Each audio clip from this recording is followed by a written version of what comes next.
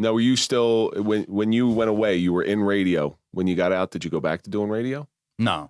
No, that was it? That was the end of your radio career? Why did that radio career end? This is gonna hurt. It's time for the Suffering Podcast. All right. And there's something about heroin that I was always very curious about this. Look at all the musicians that have died heroin. You got Kurt Cobain, Lane Staley, Shannon Hoon. The ones at 20, Janis Joplin. Janis Joplin, Jimi Hendrix drowned in his own vomit. So did John Bonham. That's crazy. Probably Jim Morrison. So, and these people were arguably geniuses at their craft. Yeah. But they just didn't want to stop it. I just heard a story about a comedian, Mitch Hedberg. Mitch Hedberg died in Livingston, died in St. Barnabas. He was probably, like other comedians look at this guy as just a genius. Yeah. And he had said something to, I think it was Artie Lang. He said, he goes, "I'll never stop. Don't try. Don't waste your breath. Don't make me try to stop. I'm in this for the long haul." That's crazy though. But that's what he wanted. That's what he liked to do. And he thought that, I think on some level, he believed that he was nothing without it. And I think that's what addiction is though. Yeah. It becomes part of your personality. Yeah, because I had no energy. I didn't know I was depressed at the time, but then I took more Adderall and it's like I was happy. And then I just started taking more. And, I had a job at Home Depot working overnight at the time. And it's like when I ran out of Adderall, I'd hit up my buddy and hey, let me get a little Peruvian Coke. Well, that'll definitely do it. So I'm surprised I didn't have a heart attack drinking Monster energy drinks, Adderall, cocaine. I'd just be in my anxiety through the roof. That was the worst part, was the anxiety. But I'm sure you get used to it because, like you said, you were in the throes of addiction at that point. Yeah. And that's the only way you knew how to feel good. Yeah. Yeah, so... Well, so you got into the cocaine. What was the vast difference? Was it along the same lines? You like the energy? Same thing, pretty much. Yeah, it's the energy. It's probably more expensive. I always was a downer fan, like Xanax. But then once I figured out Adderall, I'm like, I like this. I could, like I said, I'd be outside doing shit all day long, and I'd accomplish 2 months worth of shit in 8 hours. When I was younger, I used to say to myself, how the hell can somebody let themselves get addicted to heroin? Okay. Yeah, but I've never done that, but I have a lot of friends I met at Rehab who did, and they said it's the best feeling they ever had. So I got a taste of it. I had shoulder surgery, and I'm a police officer at the time. I got shoulder surgery, and they gave me oxys. And this was back during the time you could get however many you wanted. That's what it leads from, is oxys. Yeah. Right. And the doctor just kept feeding them to me and feeding them to me and said, take them as directed, and said, take every 4 hours. So that's what I did. 3 months goes by, and I'm like, I got to go back to work. Yeah. And so I got to get off this thing. And I was like, all right, I'm done. And then I tried to lay down, and it felt like bugs were crawling all over me. That's crazy. It was awful. It took me 3 days to get past that feeling, and the only way I got through it, I think, was sleeping pills. Well, that's what they say. The hardest drug to come off of is heroin. I think it's the most destructive drug. Like how bad did it get with the Adderall and the cocaine and things of that nature? I'd ask my parents for the credit card number to pay for a bill, and I was ordering studio accessories and microphones and computers. And I'm sorry, Mom and Dad. That's very common as well. I knew a kid that I used to try to take care of. His mother had to move. Yeah. He was hooked on heroin. His mother had to move and not tell her son where she moved to because he kept breaking into the house. And she used to have to sleep. When he did live there, she used to have to sleep on her purse. That's crazy. But, See, I never did that, but I'd pay the bills, or I need to pay this bill or whatever, and I'd go out and buy $500 worth of shit I needed for the recording studio. Yeah. And did you ever take money from your parents in order to buy sometimes the Adderall and the cocaine? Yeah, I'd sneak in my dad's room and grab $300-400. I mean, it's not like I could walk in and just take 25, 30. I'd go in there and hit the whole thing. Now, being so far removed, did your parents know what was up? I think they did. Yeah. But I mean, when I told them I went to rehab, they was like... Now, were you buying studio equipment and selling it? Or? No, I was buying it because, I did radio for, off and on for a number of years. So, I was doing voiceovers. I had an online radio station. They wasn't trying to buy me shit for it, so I, bought it off their card. Well, how'd you get into... I'll show you. You're taking all this Adderall, you're doing all this cocaine, and you're still able to perform. Like you're a functioning addict at this point? I was. Yeah. A very good one. Because did anybody around you identify what was going on? I mean, yeah, when I was at Home Depot, they could tell because I'd go in and work tired. I unloaded trucks. I was on third shift. I'd go to the bathroom. I'd come out 10 minutes later. Throwing boxes. The truck could be unloaded in fucking 30 minutes. I don't know what this kid's on, but give it to the rest of the Yeah, but my boss was so cool because he was just like, I don't care what y'all do with the job. If you just get the job done, enjoy yourself. And I mean, I did. Over-enjoyed yourself. I was the best stocker at Home Depot. I was getting award after award after award. And then finally, it's like when I come down off of it, I wasn't worth the shit. Now, how long did this go on for? It actually was pretty short-lived, probably like 3 years. Yeah, but that's long enough. It was long enough to almost, create a lot of havoc in my life. Well, so at some point, everybody who's gone through the throes of addiction realizes they hit a wall. And I heard a great quote by George Carlin. George Carlin said, drugs or alcohol, pick your poison, is when you first do it, it's 99% fun. And then it always was. Over time, that number seems to fall, where it's maybe 70%, 50%, 30%. And then all of a sudden, it's mostly pain and very little pleasure. Then it becomes 1% fun and 99% heartbreak. Yeah. And it comes in different forms, too. Like, was there any effect to your friends, family? I mean, not really. I mean, I was always just life of the party, high, running around, calling the neighbors at 3 a.m. I got the fire pit going. You're like, what did they call that guy on Friends? Fun Bobby. Yeah. Fun Bobby. Fun Bobby until he stopped drinking. And then he wasn't Fun Bobby anymore. I mean, it was fun, though. I enjoyed it. I'm glad I'm off it, though. Well, what was the choice to come off of it? Well, I don't know. I just had an argument, and I was like, okay, I'm tired of it. So I'm like, maybe it's time to go get some help so the arguments will stop. And I went down there. They talked about after 7 days. They said, do you want to stay for 90? It was so horrible in the situation I was at. To me, I looked at 90 days like a fucking vacation. So I was like, ching, I'm going to the Marriott, and then I don't know, actually was a lot of good for me. So did no legal trouble or anything from it? Yeah, I picked up a couple charges.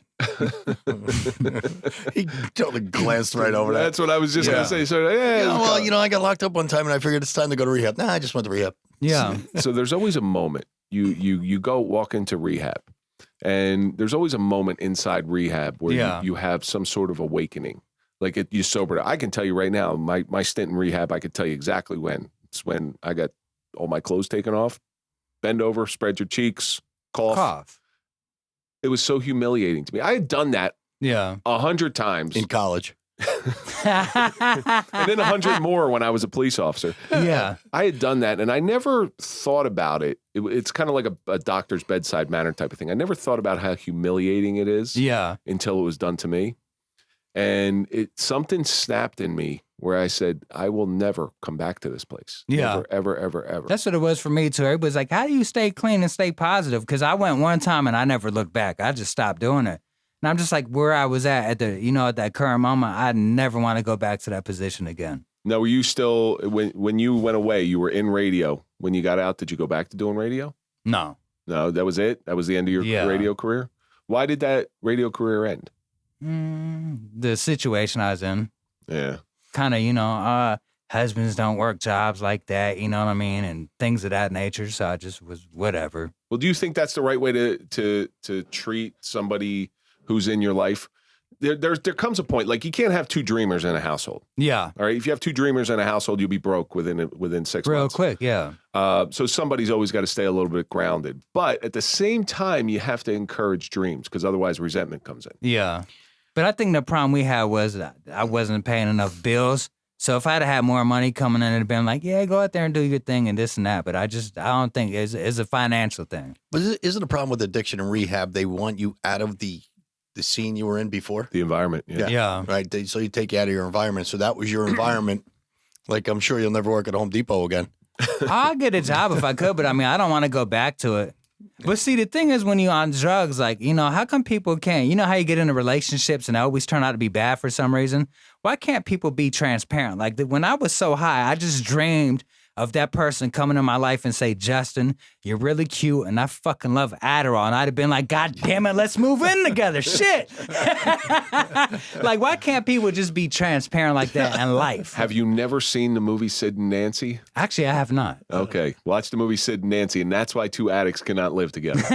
Sid Vicious was one of the singers for the Sex Pistols. Yeah, okay. Okay, so it didn't work out so well for them. They died on a bathroom floor, right? Yeah. So that's why two addicts can't live together, because then you become enabling. So there's that fine line you got to walk between whoever you're around or your group of, whether it's your friends, your family, your spouse, whatever it may be. One has to stay somewhat grounded. Yeah. Like I deal with this with my wife all the time. You know, she's like, "Oh, you're going out to do podcast stuff again." I'm like, "Well, yeah. You know, this is what I love to do. I have to follow that dream." But she's smart enough to know that if she didn't allow me to do those things, resentment would come in. I'm like, well, but I think you're right though. Now, since you said that, looking back, I think there was grounding going on, and I was just so high, I was looking at the other way. Yeah, you were looking at it as holding back, as that person holding you back. Yeah. Like, let me follow my dreams. Let me do my shit. You don't know what's good for me. I know what's good for me. So, did you take any good lessons out of rehab? Yeah, the last day, I asked my counselor, how do you wake up, Bill Colombo? I said, how do you wake up and not want to get high? Because that's the first thing I did. I wake up and go right for the Adderall and go get a Diet Coke. It's like, you got to find a hobby. So, I'm really good friends with Zaytoven, 2007, when I got fired from a station in South Carolina, I actually met like his sidekick in Humble G, and they're like, hey, we like what you're doing on the radio. Do you want to create a show and host it? I said, sure. So I seen that he was selling the camera. No shit. 30 minutes after rehab, I get on Facebook because, you can't really have the phone in rehab. Selling the camera. I said, fuck it. Let me buy it with my parents' money. And I bought it. Yeah, and every time I wanted to get high, I go outside and just take pictures. Like, I was so bad at taking pictures. My neighbor, Jeremy Bollinger, he used to meet me at the photo shoots, and he'd set my camera up for me, and he would leave. So then when they got there, I could just snap. So, it really just kept me sober. You always got to find. So an addict is always going to be an addict. Yeah. Exactly. I was just going to say, now photography is his addiction. Yeah, I wish I was high right now, but I'm not going to go back to it. But I'm tired, You got to find something to fill that void. Photography. Yeah, exactly. Like for me, this kind of fills a lot of the void. Group therapy filled a lot of the void for me. Oh, yeah. But without that misdirection, like say you were no longer a photographer tomorrow. Yeah. Well, you would have to find something else, because otherwise it's drive you right back to doing Adderall and doing cocaine. Probably. Yeah. So what's it about photography that keeps you sober? Like, what is so special about photography? I never wanted to be a photographer. Never aspired to be a photographer? Yeah, it just led one thing to another. I was going through divorce, and I got back to Atlanta, was staying with my parents, and I told my friend, Latasha, she at 11 Alive News now as an anchor. I'm like, yo, I'm going through a rough time. I want to get out to the red carpet and take pictures to get back into entertainment. She's like, well, come out. I came out, my pictures is horrible. And then, I don't know, 4 years later, I'm taking pictures of everybody. Yeah, you really are taking pictures of everybody. Yeah, it's crazy. Like, they're calling me left and right. Like, I had The Game, the rapper, message me today, like, yo, your pictures is crazy. And I'm like, and I can attest to that because I saw it. I'd be like, no fucking way. Come on. And he shows it to me. He's like, yeah. Yeah, it's pretty cool. It was crazy. That's wild. Made my day. I said, follow my Instagram and let's work. So I've seen your Instagram, Justin Kase Photography, or is it? Well, I got Justin Kase Kase photo. Justin Kase Photo. That's what it is. And you got Kodak Black on there. Yeah. You got Ludacris. You just did RFK, Robert F. Kennedy Jr. Yeah, I did Scotty ATL the other day. Happy birthday to you too, by the way. That's the guy with the grill, right? Yes. Oh, he's one of the hottest grill makers in the scene. He makes some crazy. Scotty, hook us up and we'll wear some. Get some Suffering Podcast grills. Yeah, right. Have them written Suffering Podcast. TSP, right? That would be the best. I see another Instagram live. Yeah, right. With just some grills on there. But these guys, they come to you, and do you ever get a little starstruck? No. What keeps when I was in high school in 1996, I went to an NBA game with my dad, the Hawks. Seen the little kids running around the court. I finally asked, the usher, he was an older guy. I said, what's the little kid doing right there? He's like, oh, he's a ball boy. He gets them like water towels, make the Gatorade, gets the jerseys during the game. And I'm like, how did I get the job? So he told me to call to the office. I kept calling up there, and the receptionist would never give me the contact to the guy. Finally, I called enough. She's like, look, this is direct number. Pete Reduva. So I kept calling him. This back in the day, there's no email, so I had to send letters.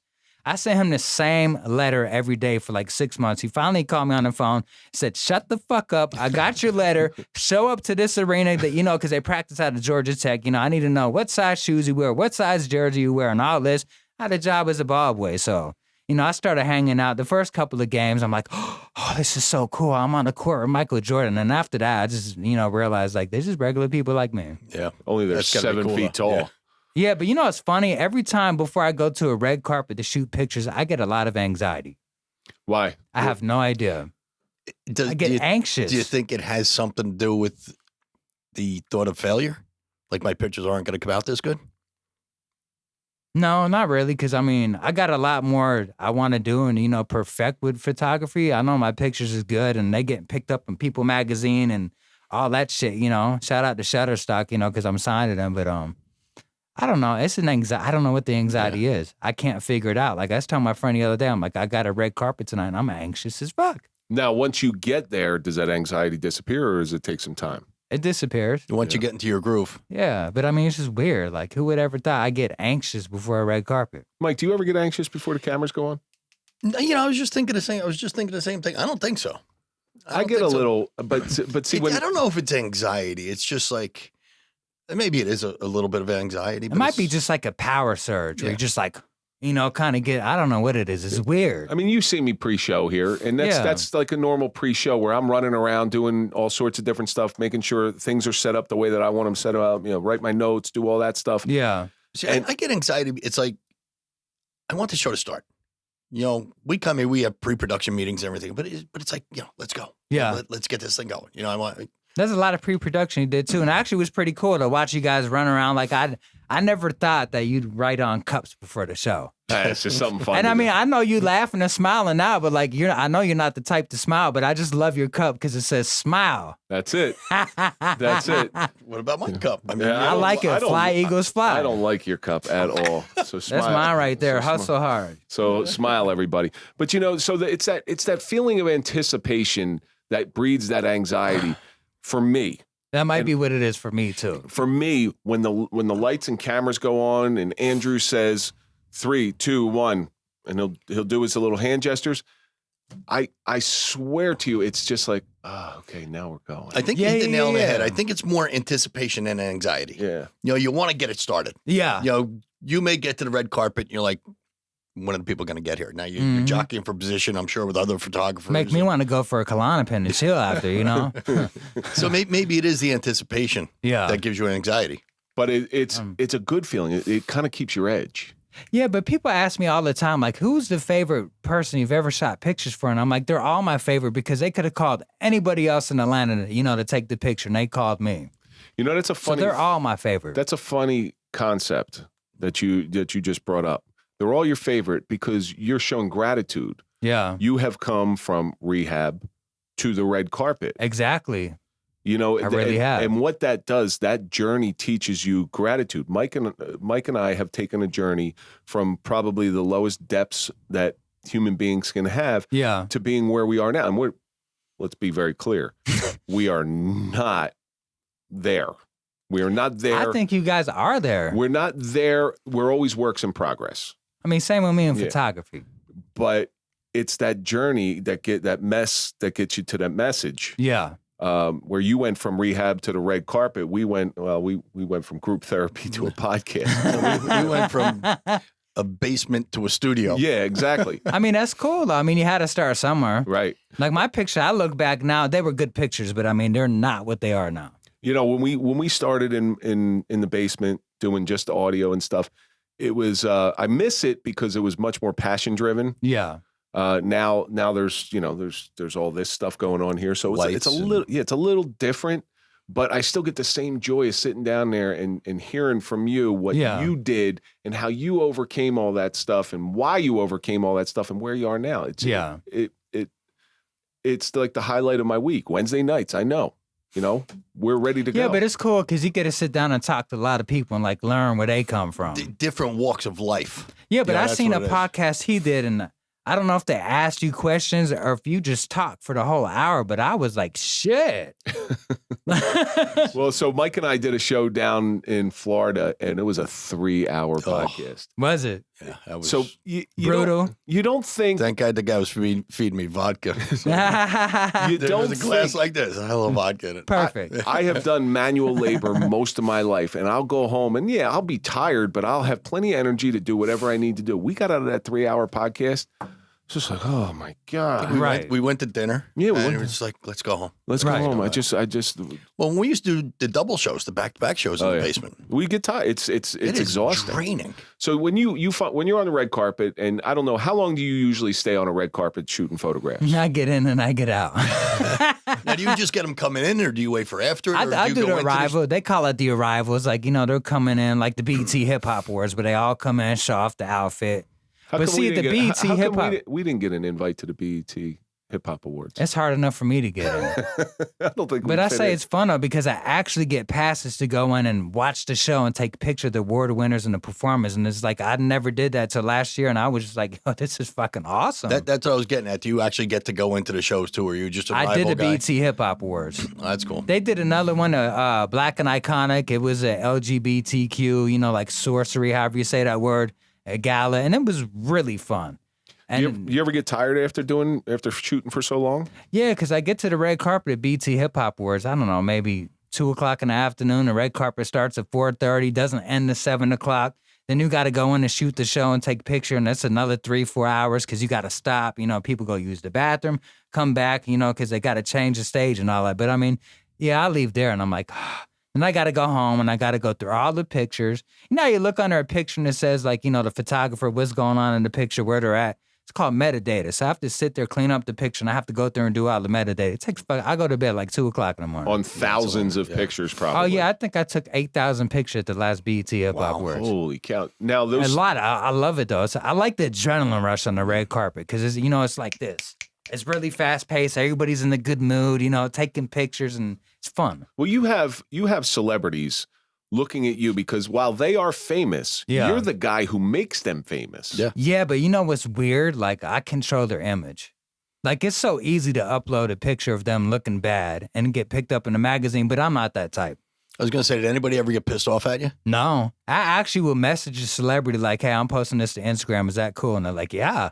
Right. Like, I did a red carpet event, and I actually was friends with the lady, Phaedra Parks, she was a housewife, and I'm like, these are the pictures I got right here. Which ones do you want me to upload? And she appreciates, like, thank you. You're the only one who does that.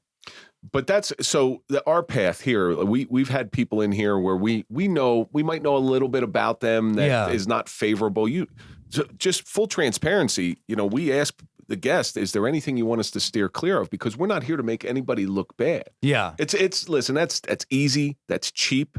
But Mike and I made that decision a long time ago. Yeah. We are not here for that because your show's not going to last very long. Your photography career is not going to last very long if all you're doing is because they're going to see you and they're going to shy away from you. Yeah. If you're that's a good thing though. Like I take good pictures of them. So if you take good pictures of them and they know it, like they will give you real good poses because you can see they'll go past other photographers and they're just like, and they'll come by me and.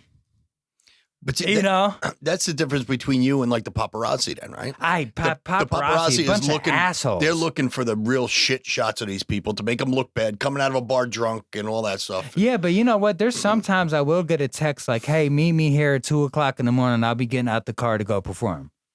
And I mean, so some of that stuff, they want you to come out and catch them like that. Yeah, but they want a guy like you, not someone who's going to catch them stumbling off a curb. And yeah, like the guy who went up to Kanye's West House at like 3 o'clock in the morning, getting him jumping in the car, and Kanye's out there. You fucking prick! What the fuck is? I don't blame Kanye. I'm at the house. Why you on my property trying to get a picture of me taking out the trash at 2, 3 in the morning? Getting in there like. I think there's assholes. I think it's unethical. Yeah, that's what I'm saying. Yeah, because people ask me that all the time. Like, are you paparazzi? No, like I take a picture of them on the red carpet. Right, and that's where you want to stay too. Yeah, like, the paparazzi are probably people who are trying to get to where you are. You just were able to skip that step, I guess. I don't know the world of photography. Is paparazzi like the minor leagues, and then they try to make it to the major leagues? Some of them make a lot of money doing it, from what I hear. Paparazzi is the ones that stand in front of the clubs and wait for them to come Los out. Angeles and Beverly Hills, waiting for these people to come out drunk, take pictures of them. Yeah, Kim and then they sell 'em. Kardashian's eating dinner, so someone tipped hey, Kim Kardashian's in there, so they're all gonna drive there, just wait for her to come out.